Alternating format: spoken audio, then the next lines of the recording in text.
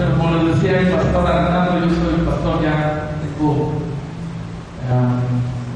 casi 15 años de pastor, y Dios ha estado marcando en nuestra vida el hecho de que las generaciones dejen una marca, una huella. Dios vea a cada siervo de Dios como parte de una generación.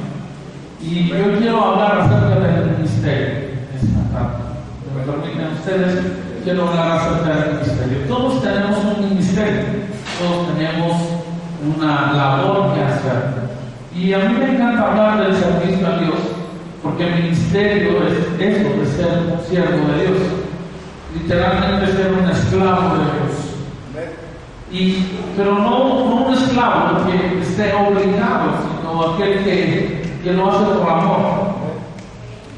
Y cada uno de nosotros podemos servir en diferentes áreas. Yo quiero preguntar esta mañana, ¿cuántos sirven a Dios? ¿Sí? Okay. En el área que usted sirva, usted es un ministro del Señor, usted es un siervo de Dios. Amén. Y esto hace que usted tenga un ministerio.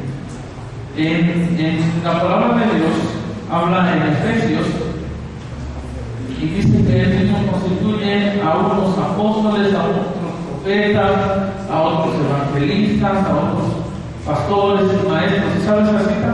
Y la leí, la he escuchado, y dice que todos para la edificación de qué? Del cuerpo de Cristo. Y nosotros entendemos que cuando Dios nos arraiga a una iglesia, ¿qué es esto de arraigar? Cuando hay gente aquí que nació en alimento sólido, literalmente aquí le escuchó la palabra y ha crecido, no conoce otra congregación de su iglesia, de su casa, ¿verdad? Y va creciendo. Y Dios nos arraiga de esa manera en la iglesia por dos razones: para edificarnos, para son edificados en la iglesia, pero también para edificar a otros. Y la manera de edificar a otros es a través del ministerio. Por eso yo les preguntaba que cuántos tenían ministerio o cuántos ejercen un ministerio, sean ujieres o decanes, el nombre que se le dé es igual, ¿verdad? La alabanza, la predicación, maestros, los que hacen el aseo, cualquier situación de servicio es un ministerio. Y si usted es un ministro del Señor, en este sentido, permítame hoy hablarle de tres verdades sobre tu ministerio que a la luz de Primero de Reyes, capítulo 13, Dios nos estará explicando. Quiero hablar de una historia que está aquí, en Primero de Reyes, capítulo 13.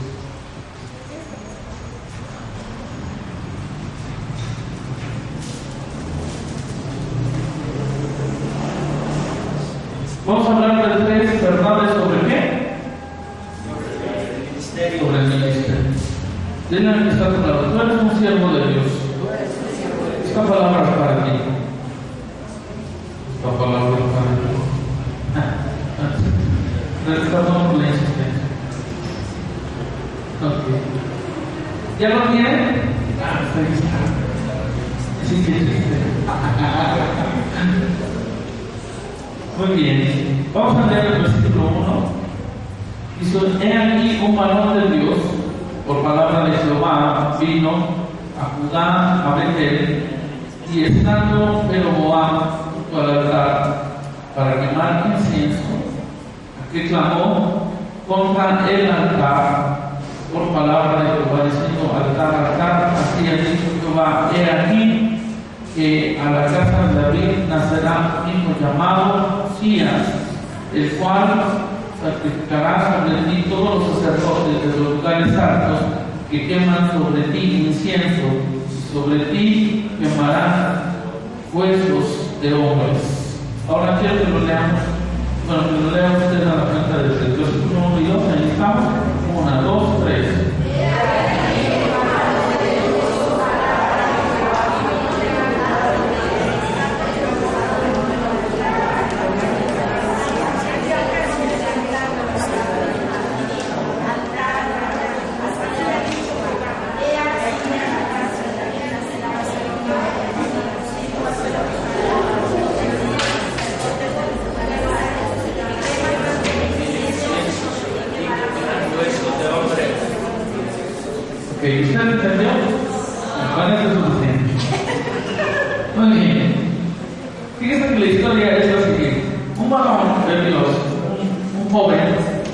profeta. La primera vez que profetizaba, llegó al rey Jeroboam. Y entonces, ¿verdad? Lo que él dijo era que nacería un hombre llamado Josías, el cual levantaría todos los altares, mataría a todos los hombres que prendieran incenso en los altares.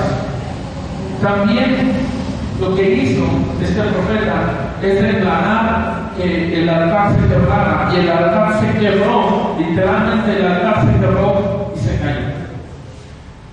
Cuando el rey vio esto, dice la palabra de Dios, que extendió su mano para señalar al profeta, para que lo aprendieran, y la mano se le secó al instante. Cuando esto sucedió, entonces el rey le dijo al profeta que por favor le rogase a su Dios. Y lo que pasó fue que el profeta habló una vez más de parte de Dios, y la mano volvió a su lugar, se le hidrató otra vez, ya no estaba seca. Ahora, ¿por qué es importante esta historia? Yo le voy a decir por qué es importante. Porque este joven profeta hizo lo que ningún profeta había hecho ni habría de hacer.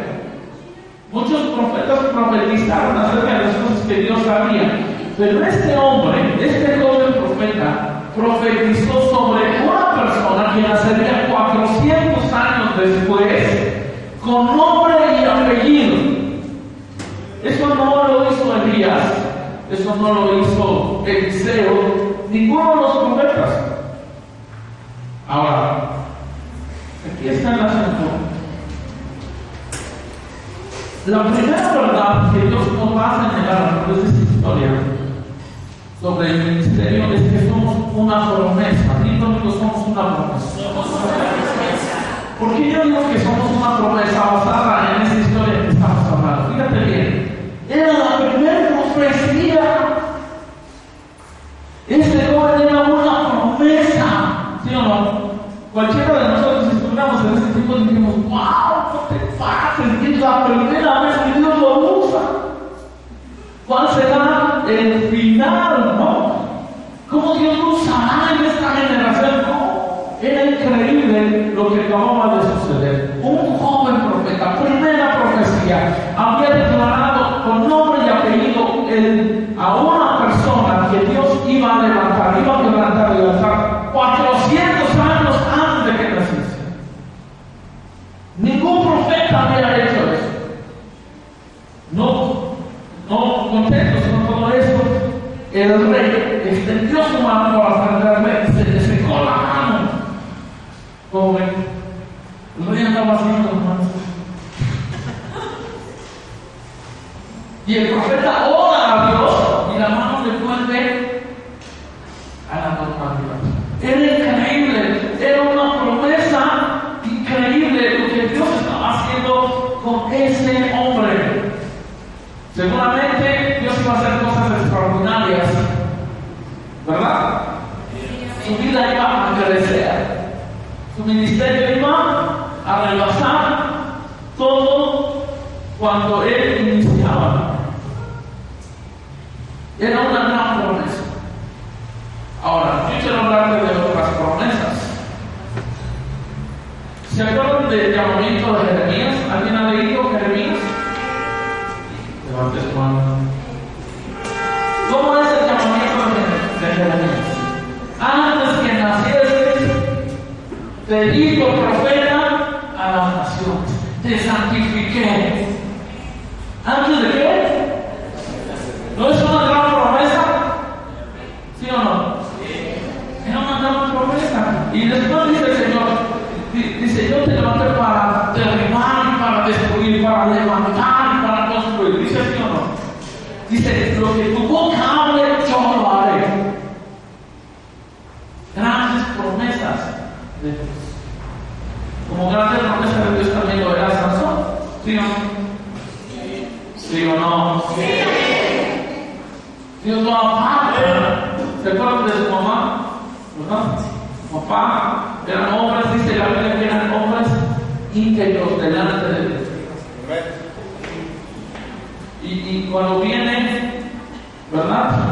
el nacimiento de Sansón, Dios habla y les dice que su hijo será Nazareno. ¿Sí o no? Grandes promesas de Dios, Samuel, ¿no? ¿Recuerdan de Samuel? ¿Cómo se llamaba su mamá? Ana, ¿verdad? Y Ana era una mujer que lloraba porque no tenía hijos. Pero Dios te promete que nacería un hijo, bueno, de consideración a ella, Dios hace que nazca. Y son grandes promesas de Dios. Yo les enseñé algo esta tarde. Nosotros somos una generación donde hay grandes promesas de Dios. Cuando